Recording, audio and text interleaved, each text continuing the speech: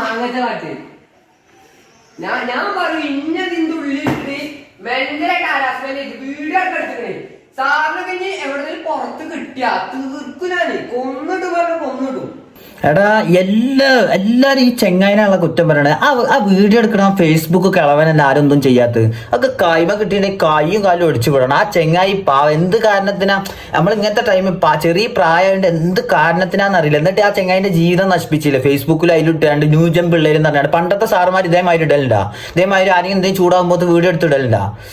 സംഭവം അറബിയിലൊരു വചനുണ്ട്, അനാബുദുമൻ നല്ലമനി ഹർഫും വാഹിദും. നമ്മളെ ഒരു ലെറ്റർ പഠിച്ച സാറിന്റെ അടിമയാണ് നമ്മൾ. അപ്പൊ സാറുമാർ നമ്മള് രാജാവിനെ പോലെ അങ്ങനെ ബഹുമാനിച്ച് കാണണം, അല്ലെങ്കിൽ നമുക്ക് കിട്ടും എന്ന് പറഞ്ഞാൽ കിട്ടും. ഇതേമാതിരി ഒരു അനുഭവം ഉണ്ടായിട്ടാ. പ്രിയദർശിനി എന്ന ഒരു വൈസ് പ്രിൻസിപ്പൾ ഉണ്ട്. മൂപ്പരടാ ഒരുമാതിരി ഒരുമാതിരി ഹിറ്റ്ലർ മൂഡ് സാധനം. ഞാൻ എന്നിട്ട് ദേഷ്യം പിടിച്ചിട്ട് മൂപ്പരെ പൈസ എടുത്ത് തട്ടിയാലെന്നൊക്കെ വിചാരിച്ചിന്.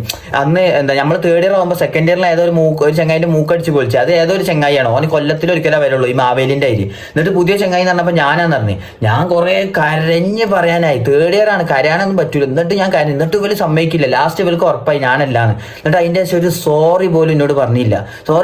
ഒക്കെ ആ കൊല്ലം മൊത്തം അങ്ങനെ കണ്ടു. എന്നെ ഓടുന്ന് കണ്ടാലും ഇങ്ങനെ ഒരു നോട്ടം. പിന്നെ അതേമാതിരി എന്തോ അവിടെ എന്ന് പറഞ്ഞാൽ ചൂട്. അങ്ങനെ ഭയങ്കര ബാഡ് പരിപാടിയിടാ. നമ്മൾ ഏത് ടിപ്പു സുൽത്താന്റെ മോനാണെങ്കിലും നിങ്ങൾ ഒരാളോട് എന്തെങ്കിലും ചെയ്താൽ സോറി പറഞ്ഞ് പഠിക്കണം കേട്ടോ. അത് നല്ലൊരു കാര്യം. ഈ ചെങ്ങായി സോറി പറയും.